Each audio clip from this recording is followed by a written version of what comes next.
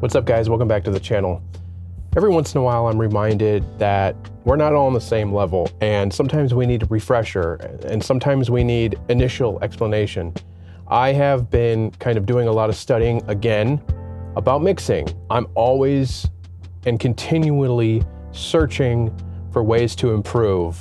Just when I think I have things figured out, something arises and it makes me think I have no idea what I'm doing. I know a lot of us deal with this. I know a lot of us encounter this. So I'm deliberate about learning, about training, about studying.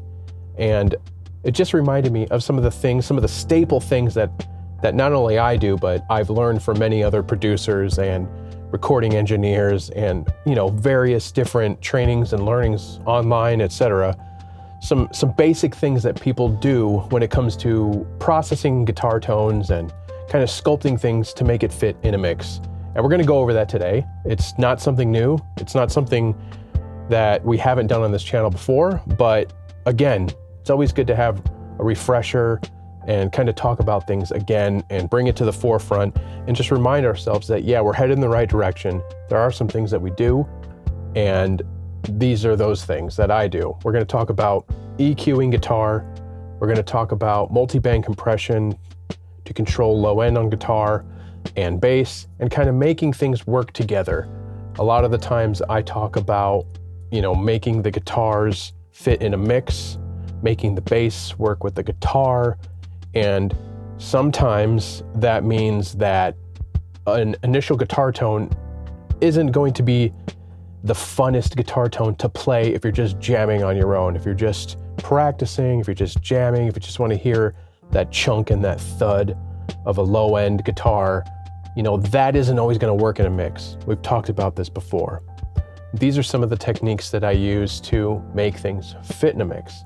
Redundant. I'm talking in circles. Let's look at the computer. Let's head over to the computer. We don't have to go anywhere. It's sitting right here. Let's dive into the things we're going to talk about. EQ on guitars, multiband compression on guitars and bass, and see how I kind of try and get things fitting together.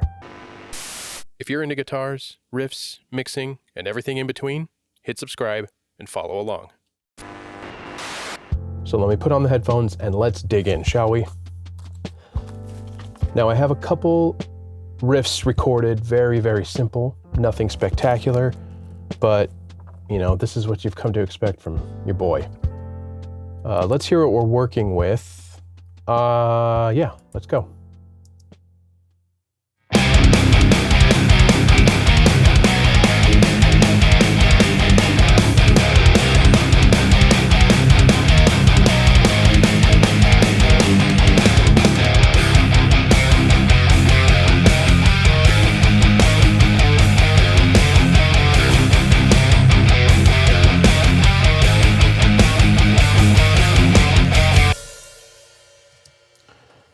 Yeah, there's some straight up Fisher-Price riffs right there, huh? So what do we have going on? We have two guitars, one pan hard left, one pan hard right. We have bass down the center, and then we have, drums. Let's listen to the guitars with the processing, and then I'll turn it off and we'll kind of go over what I did.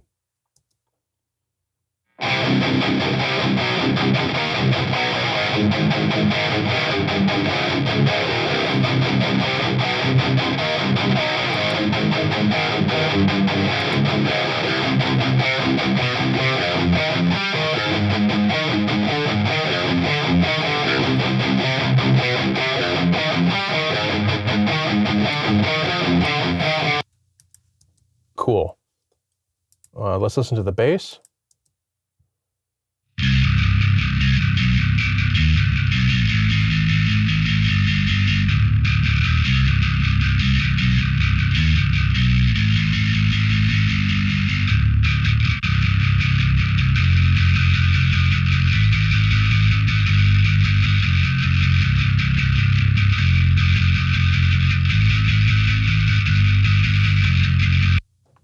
Yay. Now we're going to listen to these guitars and I'll turn off all the processing and we'll kind of work our way back into it, okay?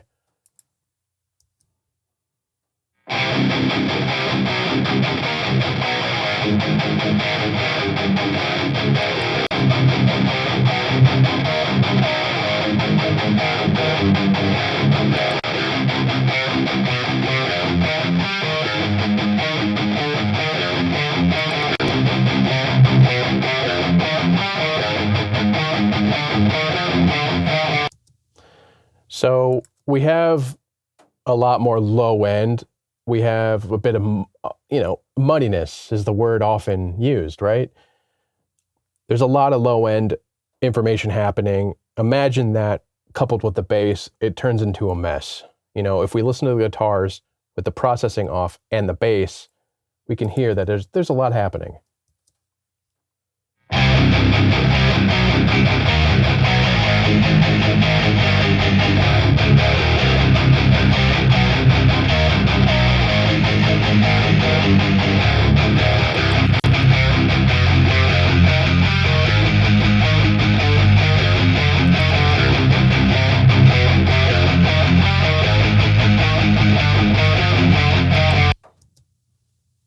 All right, so what are we doing? Again, some of you guys who follow me, we've gone over this before, but we're going to go over it again.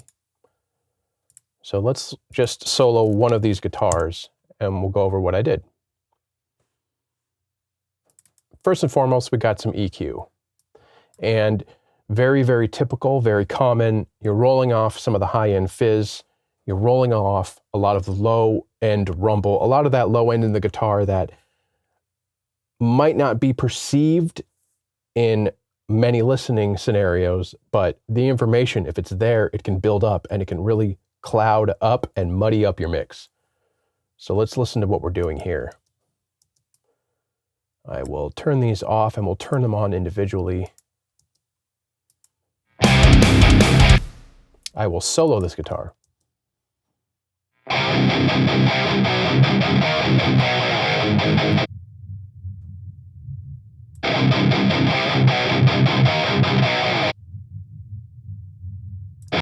So you can hear, if you're listening on something decent, if you're listening on your phone, first off, fuck you, and listen on something a little bit better. But if you're listening on some decent cans or some studio monitors, you can hear that you're just hearing this whoa, whoa, whoa, whoa, whoa, whoa, whoa, whoa, depending on the palm mutes. It's not clarity. You can't hear notes. You're just hearing woofiness and resonant frequencies.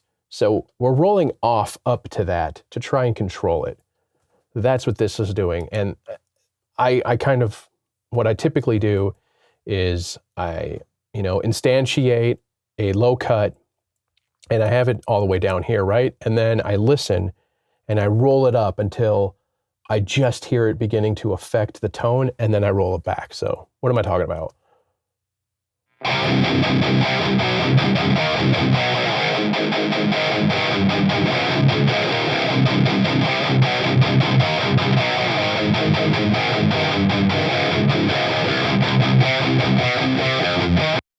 Right about there. And if I remember correctly, I think I was at about 77. I ended up at about 76. And you'll notice, like, I kind of turn my head so I don't see numbers necessarily. I'm listening for the changes and for the effects. This is something that I've kind of adopted recently. The nice thing about Pro-Q3 is, it's a dynamic EQ. You can do some compression within the EQ. So I have this particular frequency, 130 hertz, which is where a lot of the palm mutes are. And I'm doing a little bit, it's just kissing it, like about 1 dB, 1.5 dB. And we can see what this is doing, and we can listen to what it's doing.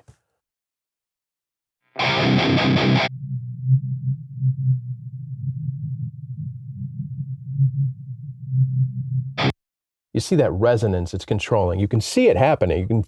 It's happening at the palm mutes, and we want to control that. So that's what I kind of searched for.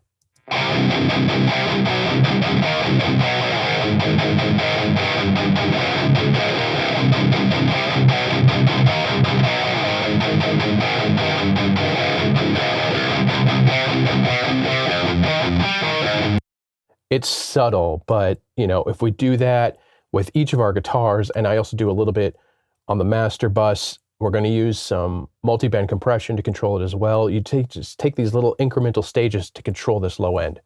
So that's what we're doing. And then I also roll off some of that high end fizz. The same thing kind of applies. Right now, we're about 13K.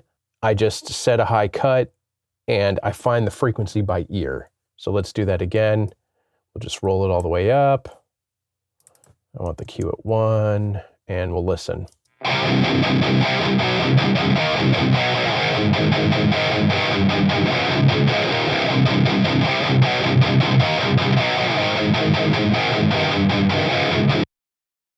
So we're a little bit lower this time. I went down to about 10K.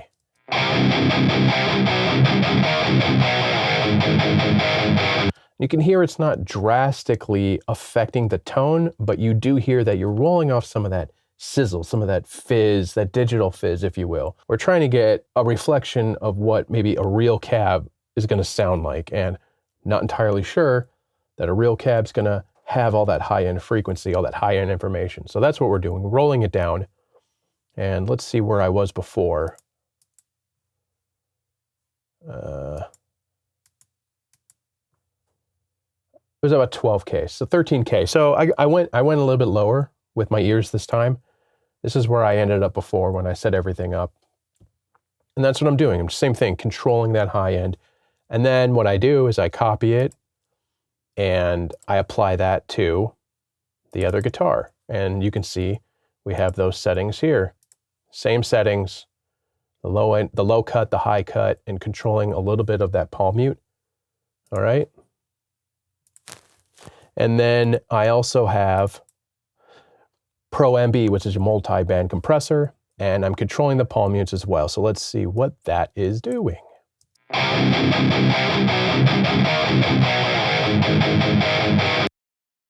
got to turn it on.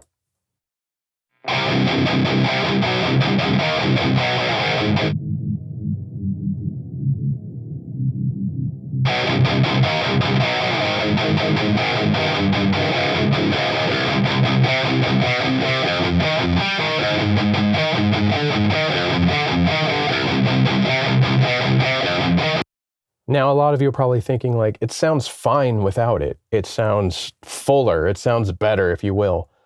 But the thing is, when you're adding guitars, you got two pairs of guitars. Sometimes you might have more guitars. You add in a bass. You're adding in low-end information from a kick drum. It's going to add up. We're just controlling those palm mutes. We're not getting rid of it. That's the nice thing about multi-band compression. Is the information is still there. It's just ducking it when it gets out of control. We're controlling it. So same thing. That's what I'm doing. I listened for it. I kind of look for it too.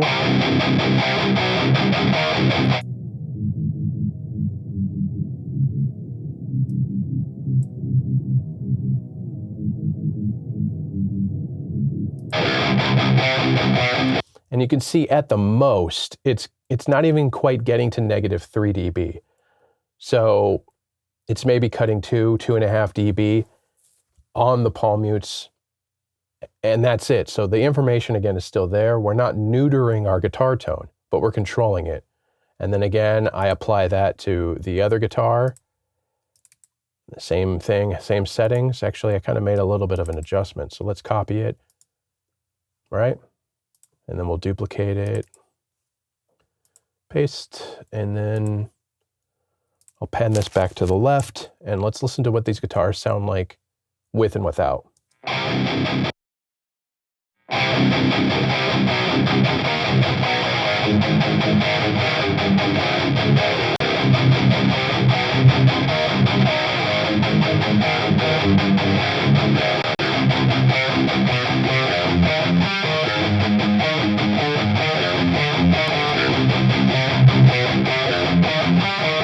So even on their own, it might still be a little too much low end when you have it off. So I think we're doing a good thing. And then on the bus, I have both of these guitars going to a guitar bus.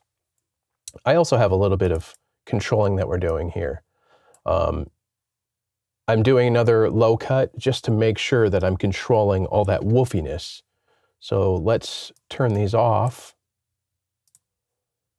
Turn on the plug-in, and we'll turn these things on one by one.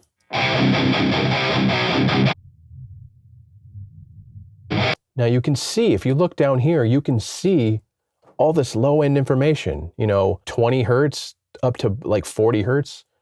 You don't need that in the guitars, at least in my opinion. Again, I'm not an expert. You might hate my mixes, and if that's the case, you're barking up the wrong tree. So let's turn on this low cut to kind of control that a little bit more.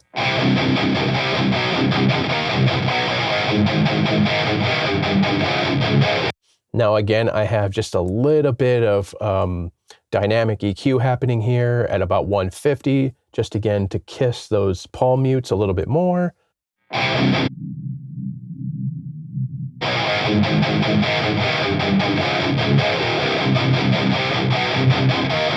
Again, we're just kind of doing it in stages, something that I'm trying to adopt a little bit more.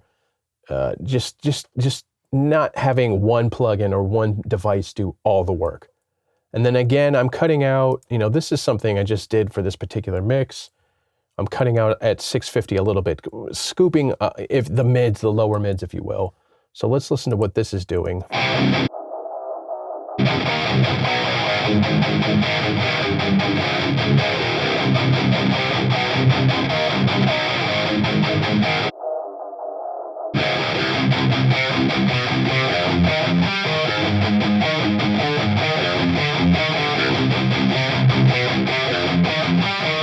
So I think it's just kind of cleaning it up. It's giving it a little bit more clarity. Again, something that fit with these two particular riffs, with this particular mix. It sounded right with the bass, and that's what I'm doing.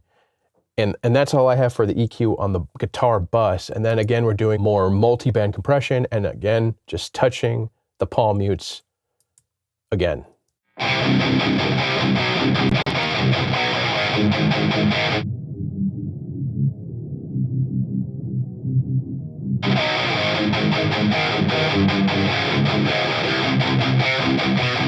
And it's not even going to -3 dB. So maybe anywhere between -1 and -1.5, maybe -2 dB, just touching it at the palm mutes.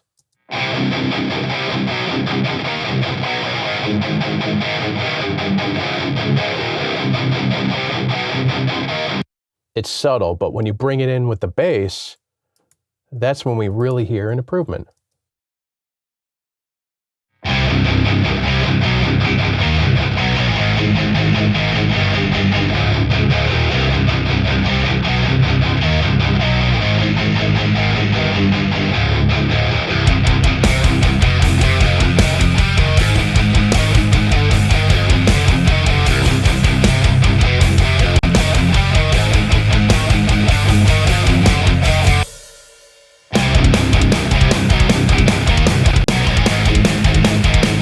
So you can hear we're losing a little bit of gain. So that's something we might want to add back a little bit. Get these input controls, and we'll just add a little bit more. Bring those guitars up, I'm noticing.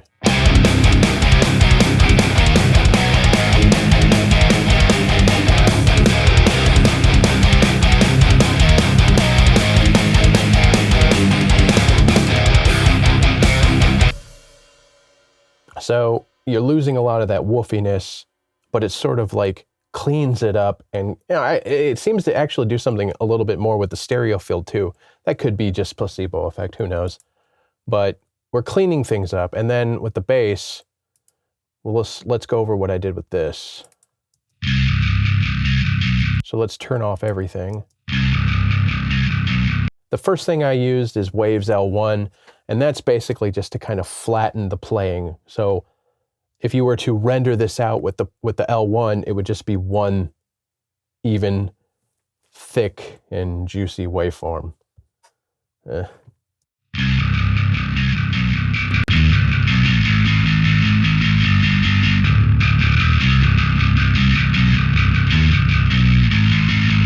So see, it's just leveling it out. And of course, we're getting some gain too. Now this is some EQ that I did.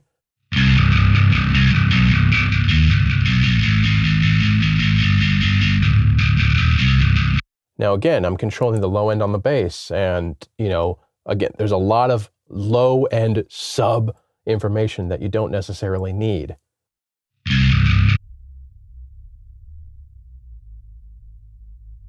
That's trunk rattling stuff, You want to leave room for your kicks and anything else. You don't necessarily need it, whatever. And then I'm cutting out some sort of woofy and boxy sounds. A little bit farty. A little kind of papery. If we were to turn those off,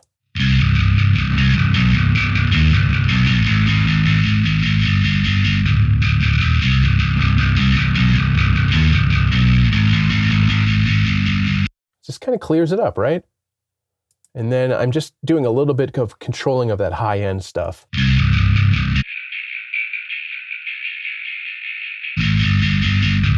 So I like that real high-end kind of chime on a bass, probably to a fault.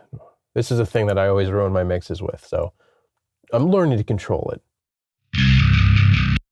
And then I have some Pro-MB, and I don't always do this, and this looks pretty extreme.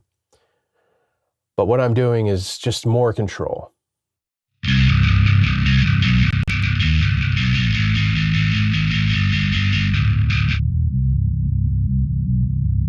Again, flattening out the low end, trying to make everything nice and even.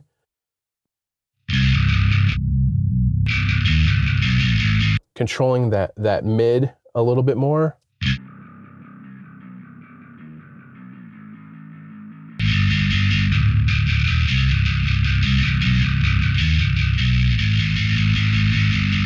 And again, controlling that high end that I tend to ruin my mixes with when it comes to bass.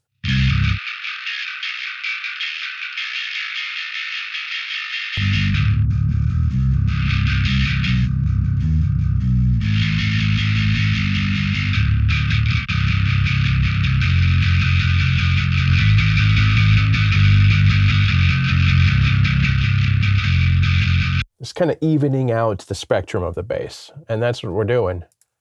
And then you bring it all together.